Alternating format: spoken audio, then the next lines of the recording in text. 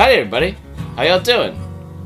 Well, as you all know, if you've been following at home, I decided to watch the Amazon's Fallout, and I thought it was pretty good. I mean, I made my initial thought review and my final series review, and you can go check those out on the channel, right? I won't get into all that, but in watching it and reflecting it, I kind of started thinking about more of the tropes that we've been used to in modern entertainment, and some of the callbacks and some of the ideas that watching the show and thinking about it, well, got my little waddle noggin thinking about, right?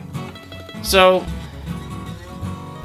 one of the biggest things of our current modern entertainment time is, do we really need to have relatable villains? I miss the days when you had the evil scientist or the diabolical villain set on world domination that somewhere in probably the late to second or third act tells you their evil plan to do blada blada blada, and you get the big reveal, and then the hero is like, okay, now I understand how to save the day, right? Those were good times. Because I don't think a maniacal madman scientist is all that relatable, but he was understandable, or she, depending on the movie, right? The character written in the story. But I kind of feel like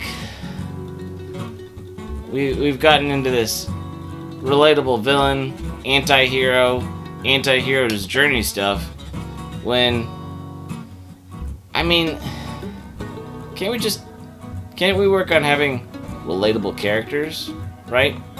Because I don't think anybody's really interested in watching something that's not, for one, visually well, it doesn't have to be visually stunning, but somehow visually grabbing, right? Somehow to appeal to the art and the senses, right? And something with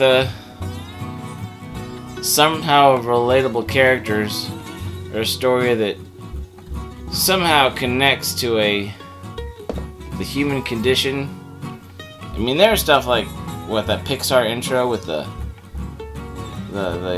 lamp just hopping around. Well, I mean, the lamp wasn't a human; it was kind of personified, right? And everybody loved it. Very simple, but so much we can learn if we think about that. Yep. Welcome to my masterclass. Or something. But I just think it's interesting. You go back, several decades ago, and like I said, I was talking about, you have the archetype, the two-dimensional characters, the good guy who always does good stuff and is loved by people, and the bad guy who is feared by everyone and rules with an iron fist or fear, right? And eventually, good wins, and people don't want to be afraid anymore, right? Or you have, in the 80s, like Pure Genius, you've got the big, smart, bad guy who wants to take over something, but there's a smart kid who knows better, who knows how to put him in the place, right? All these simple archetypes, which, to be fair, are there for a reason, right? It helps us understand the story, and it helps us connect really quickly with who this character is and what this character is, and we kind of get to start to fill in the gaps in our mind, right? And that's very important, because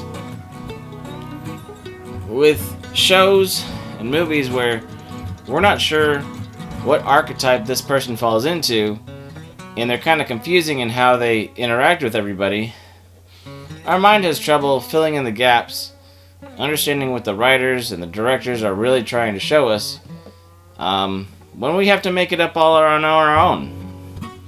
And then we get a lot of confusion on what a character should be or what the moral of the story is, right?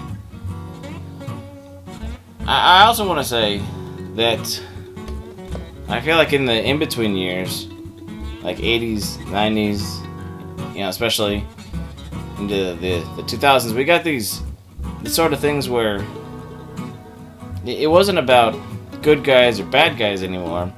It was about, as I said before, relatable characters or believable characters where everybody had a flaw and everybody was having their own perspective and seeing things from their own point of view. And I know it's the same thing, but this whole idea that nobody was quite right?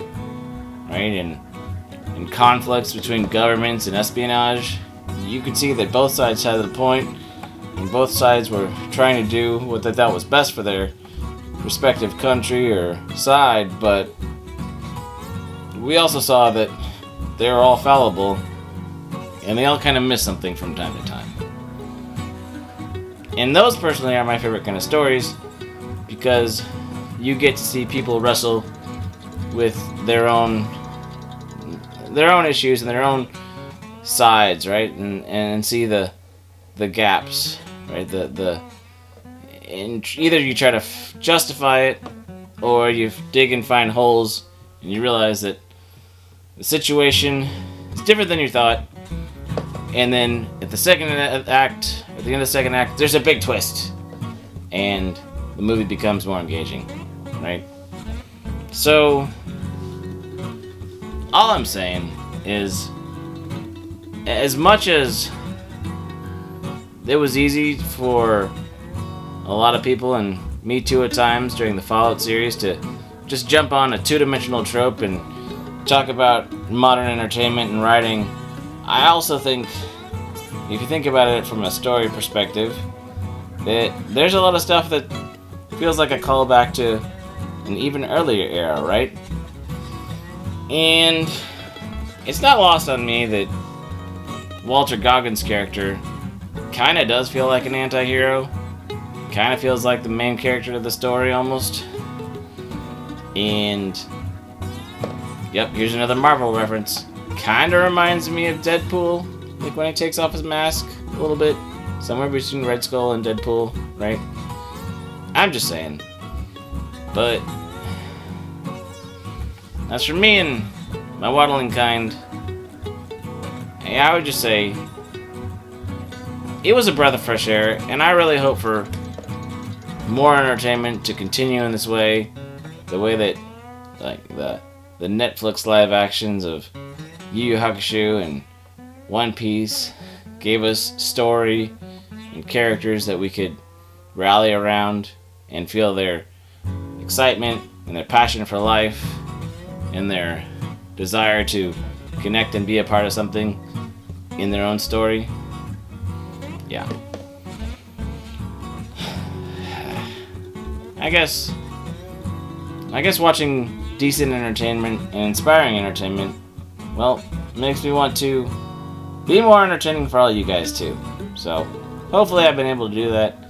Hopefully this spark, this last week or so, we'll see what we can churn out on this channel, and around the puppet sphere, if you will. And one last thing. If you guys want a relatable villain in the puppet sphere, I'm not sure. But if you want an understandable villain, go check out Wilton the Troll. He's just a troll. But he's Wilton. Anyway, thanks for all you guys for being here, and if you have any thoughts or comments, put them down below, and we will see you next time on the Ice House. Bye!